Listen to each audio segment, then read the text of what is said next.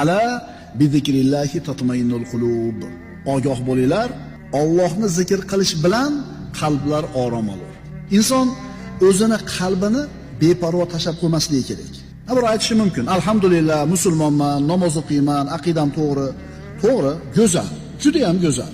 Lekin qalbingchi? Qalbing tirikmi? Qalbing Allohga iqbol qilgan bo'lish kerak emasmi? Qalbing Allohga muhabbatli bo'lish kerak emasmi? Qalbingda Allohdan bo'lgan qo'rquv bilan umid bir vaqtni o'ta jamlanish kerak emasmi? Agar qalbimizni ishiga bee'tibor bo'ladigan bo'lsa, birodarlar, hayotni bir chekkasida qolib ketamiz. Demak, musulmon odamning qalbi 3 ta o'rinda halovat topadi. Namozda, Qur'onda, zikrda. Uchalasidan bittasida bo'lishimiz kerak bo'ladi. Agar eshiklar biz uchun yopiq bo'lganini ko'rsak, bilaylikki, amallarimizda kamchiligimiz bor. Birodarlar, shayton odam bolasini g'aflat bilan yengib qo'yadi. Shayton odam bolasini g'ofillik bilan, g'aflat bilan yengib qo'yadi. Endi xuddi shunga o'xshagandek banda shaytonni zikr bilan yengadi.